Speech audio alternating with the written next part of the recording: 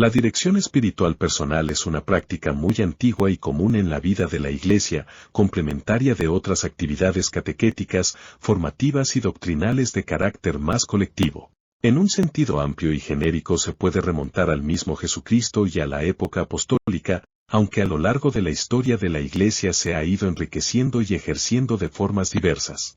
Con la dirección espiritual se ha buscado siempre un apoyo sobrenatural y humano en el camino personal de santidad de cada cristiano, de acuerdo con la propia vocación divina, y con la correspondiente proyección apostólica. Su fin ha sido siempre y sigue siendo exclusivamente espiritual, y son indudables sus grandes frutos en la vida de muchas almas de todas las épocas. En el Opus Dei, en particular, se ha subrayado desde el principio la importancia de la dirección espiritual como medio decisivo en la formación personal de sus miembros, y como ayuda ofrecida a todos los que se acercan a sus apostolados. El espíritu genuinamente secular de esta prelatura personal de la Iglesia Católica lleva a que se marque particularmente, en el ejercicio de la dirección espiritual, la libertad y responsabilidad personal de cada uno en su ámbito profesional, familiar, social, político, etc. En palabras de su fundador, San José María Escrivá, la tarea de dirección espiritual hay que orientarla no dedicándose a fabricar criaturas que carecen de juicio propio, y que se limitan a ejecutar materialmente lo que otro les dice. Por el contrario, la dirección espiritual debe tender a formar personas de criterio, y el criterio supone madurez, firmeza de convicciones, conocimiento suficiente de la doctrina, delicadeza de espíritu, educación de la voluntad, conversaciones. 93. La dirección espiritual en el Opus Dei busca expresamente la orientación de la vida interior y del ejercicio de las virtudes cristianas, para que cada uno sepa realizar con espíritu cristiano todas sus tareas, como servicio a Dios y a las almas, pero sin condicionar por ello la naturaleza secular y libre de esas mismas tareas, de las que solo el interesado es plenamente responsable, como cualquier otro ciudadano. Es, además, una tarea en la que confluyen los directores y directoras laicos de la prelatura, con la tarea ministerial específica de los sacerdotes. Extracto de la Carta Pastoral, del 2 de octubre de 2011, en la que Mons Javier Echevarría trata algunos aspectos de la formación para la vida espiritual y la nueva evangelización. Los medios. 14. La unión del trabajo con la lucha ascética, la contemplación y el ejercicio de la misión apostólica requiere una honda preparación. Por eso, el Opus Dei nos ofrece un amplio abanico de recursos de formación personales y colectivos. Entre los personales, uno reviste especial importancia, es la charla fraterna, que llamamos también confidencia precisamente por su carácter interpersonal lleno de confianza. Es una conversación de dirección espiritual, que se sitúa en el contexto del servicio fraterno, para vivir a fondo, con libertad y responsabilidad. El encuentro cotidiano con Cristo en medio del mundo. Ya en las páginas del Nuevo Testamento encontramos cómo el Señor quiso servirse de la mediación de hombres y mujeres para encaminar las almas hacia la meta de la santidad.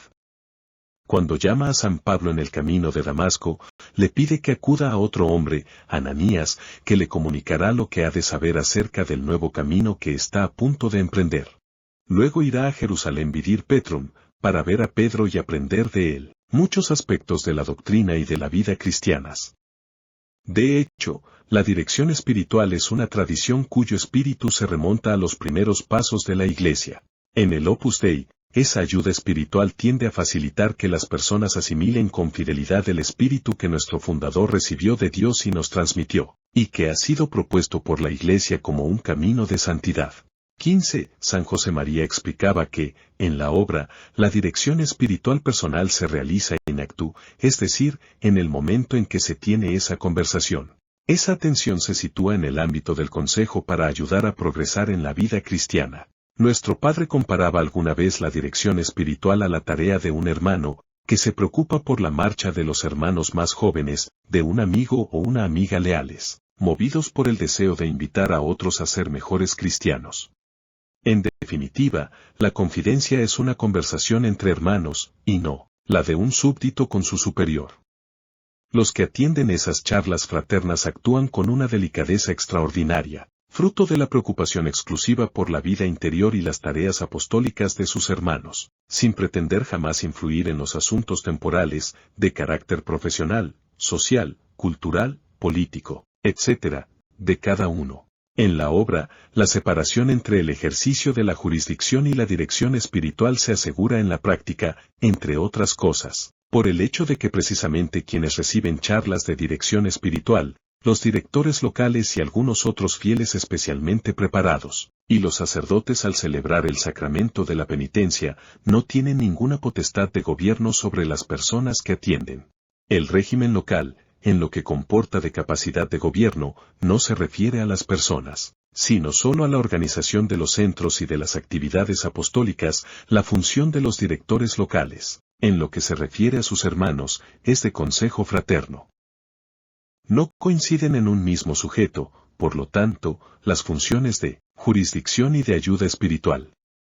En la prelatura, la única base de la autoridad de gobierno sobre las personas es la jurisdicción, que reside solo en el prelado y en sus vicarios. ¿Qué ofrece, pues, el Opus Dei?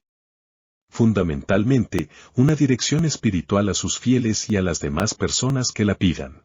Los fieles de la prelatura, porque aspiramos a nuestra santificación personal y a realizar la misión del Opus Dei en la Iglesia, no tenemos inconveniente, de ordinario, en hablar con quienes nos indican los directores, aunque sea alguien más joven, siempre con plena libertad y con fe en la gracia divina, que se sirve de instrumentos humanos. La charla fraterna no es una cuenta de conciencia. Si en esa dirección espiritual se nos pregunta algo, y, en ocasiones, puede ser bueno y hasta necesario que nos pregunten, procederán con mucha delicadeza, porque nadie está obligado, concretamente, a decir en la confidencia lo que es materia de confesión. Todo lo que os menciono, hijas e hijos míos, os parecerá obvio, pero he deseado recogerlo en el contexto actual de la sociedad, que manifiesta una particular sensibilidad por el respeto a la intimidad de las personas, aunque también abundan, en ciertos ambientes, la falta de pudor y de respeto a la vida privada de los demás. A todos nos explicaron, al poco de conocer la obra, que no se nos ocurría, ni se nos ocurre, llamar mi director espiritual a quien nos escucha, sencillamente porque, repito, no se da ese personalismo en la obra, ni se ha dado nunca. El que recibe una confidencia transmite el espíritu del Opus Dei sin añadiduras. Quien tiene el encargo de ofrecer esa ayuda desaparece para poner a las almas frente al Señor, dentro de las características de nuestro camino. Un camino, decía nuestro Padre, el de la obra, que es muy ancho. Se puede ir por la derecha o por la izquierda, a caballo, en bicicleta, de rodillas, a cuatro patas como cuando erais niños, y también por la cuneta, siempre que no se salga del camino. El sacramento de la reconciliación. 16. Además de la charla fraterna, acudimos, de ordinario, semanalmente, a un sacerdote para recibir la ayuda espiritual que está unida a la confesión sacramental. Como es bien comprensible, nos ayudan los confesores que se designan para los distintos centros, que se han ordenado para servir en primer lugar a sus hermanas y hermanos, con total disponibilidad, y, porque conocen y viven el mismo espíritu, tienen una específica preparación para orientarnos, nunca para mandar. De modo análogo se comporta quien suele acudir al médico de familia, cuando lo hay, en lugar de ir a un desconocido. A la vez, como siempre dejó muy claro San José María, los fieles de la prelatura, al igual que todos los católicos, gozan de plena libertad para confesarse o hablar con cualquier sacerdote que tenga facultades ministeriales. Os sorprenderá que os recuerde esta verdad tan clara. Pero me interesa mencionarla porque quizá podría ser menos conocida, por quienes nada saben del Opus Dei o del espíritu de libertad propio de los seguidores de Jesucristo. Además, nuestro Padre estableció que habitualmente sean personas distintas quienes nos atiendan en la charla fraterna y en la confesión. Espíritu de iniciativa y docilidad. 17. La dirección espiritual requiere, en las personas que la reciben, el deseo de progresar en el seguimiento de Cristo.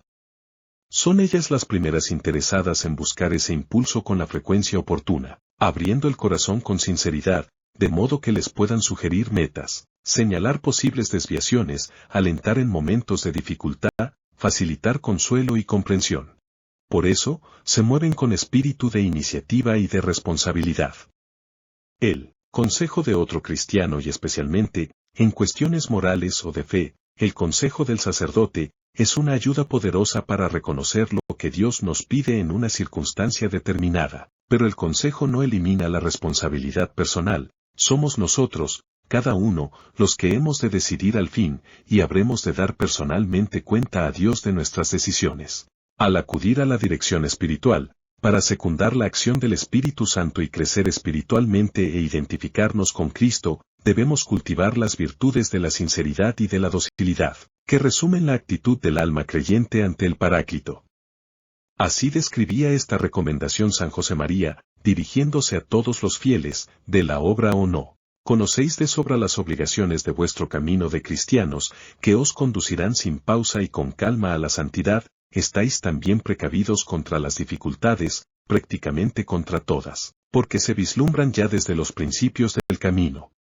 Ahora os insisto en que os dejéis ayudar, guiar, por un director de almas, al que confiéis todas vuestras ilusiones santas y los problemas cotidianos que afecten a la vida interior, los descalabros que sufráis y las victorias. En esa dirección espiritual mostraos siempre muy sinceros, no os concedáis nada sin decirlo, abrid por completo vuestra alma, sin miedos ni vergüenzas. Mirad que, si no, ese camino tan llano y carretero se enreda, y lo que al principio no era nada, acaba convirtiéndose en un nudo que ahoga. Y, haciendo eco a la enseñanza de los padres de la Iglesia y de los autores espirituales, apoyado en la experiencia de muchos años de práctica pastoral, insistía, si el demonio mudo se introduce en un alma, lo echa todo a perder, en cambio, si se le arroja fuera inmediatamente, todo sale bien, somos felices, la vida marcha rectamente. Seamos siempre salvajemente sinceros, pero con prudente educación.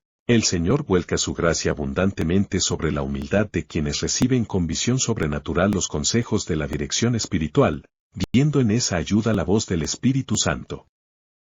Solo una efectiva docilidad de corazón y de mente hace posible el progreso en el camino de la santidad, ya que el Paráclito, con sus inspiraciones y con los consejos de quienes nos atienden, va dando tono sobrenatural a nuestros pensamientos, deseos y obras. Él es quien nos empuja a adherirnos a la doctrina de Cristo y a asimilarla con profundidad, quien nos da luz para tomar conciencia de nuestra vocación personal y fuerza para realizar todo lo que Dios espera. Si somos dóciles al Espíritu Santo, la imagen de Cristo se irá formando cada vez más en nosotros e iremos así acercándonos cada día más a Dios Padre. Los que son llevados por el Espíritu de Dios, esos son hijos de Dios. Humildad y prudencia al impartir la dirección espiritual. 18. Me detengo ahora en las disposiciones de quien asiste a otros en la dirección espiritual. Resalta, en primer lugar, la de querer a los demás como son, buscando exclusivamente su bien. Así, su actitud será siempre positiva, optimista y alentadora. Además, deberá también fomentar en sí mismo la virtud de la humildad, para no perder de vista que solo es un instrumento, del que el Señor desea servirse para la santificación de las almas. Por otra parte, se esmerará en prepararse lo mejor posible para ejercitar su tarea, conocer los principios fundamentales de la vida espiritual que de ordinario recorren las almas, y dudar prudentemente, es decir, no fiarse exclusivamente de su criterio, si se presentan situaciones especiales. En estos casos, además de rezar más, pedirá más luces al Espíritu Santo, para estudiar y enfocar el asunto. Si es necesario, de acuerdo con las enseñanzas de la moral, se puede hacer una consulta a personas más doctas, presentándola como un caso hipotético y modificando las circunstancias, de manera que, para guardar rigurosamente el silencio de oficio, quede completamente a salvo la identidad de quien se trate, y siempre con la debida prudencia.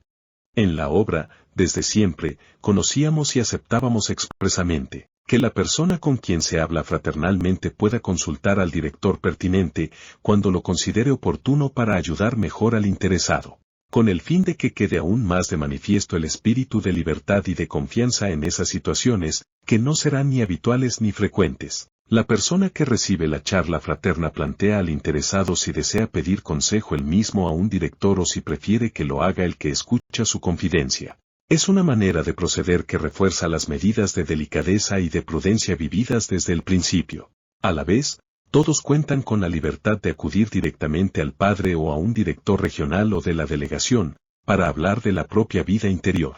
Esto nos ofrece la garantía, a quienes acudimos a la dirección espiritual en el Opus Dei, de que vamos a recibir lo que necesitamos y deseamos, el espíritu que nos transmitió San José María, sin añadiduras ni modificaciones. Al mismo tiempo, ni de lejos se lesiona el deber de mantener el secreto natural, que se guarda con el máximo cuidado y severidad. Una persona que no fuera ejemplar en este punto, carecería de una disposición fundamental para impartir dirección espiritual. Quienes atienden a otros, procuran fomentar en todo momento la libertad interior de esas almas, para que respondan voluntariamente a los requerimientos del amor de Dios. La dirección espiritual se ofrece, por tanto, sin uniformar a los fieles del Opus Dei. Eso sería ilógico y una falta de naturalidad.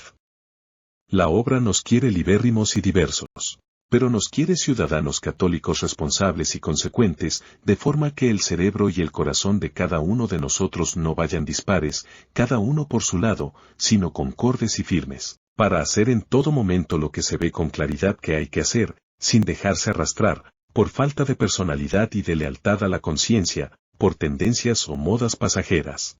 Lógicamente, han de hablar con la fortaleza necesaria para estimularles a caminar por la senda que Dios les marca, pero también con suavidad extrema, porque no son ni se sienten dueños, sino servidores de las almas, fortiter in re, suaviter in modo. En efecto, la prudencia exige que, siempre que la situación lo requiera, se emplee la medicina, totalmente y sin paliativos, después de dejar al descubierto la llaga. En primer lugar hemos de proceder así con nosotros mismos, y con quienes, por motivos de justicia o de caridad, tenemos obligación de ayudar. No ha de ser rémora en este encargo el pensamiento de que también uno mismo debe mejorar en ese punto concreto.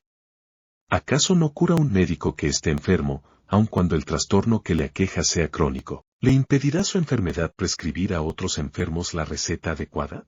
Claro que no. Para curar, le basta poseer la ciencia oportuna y ponerla en práctica, con el mismo interés con el que combate su propia dolencia.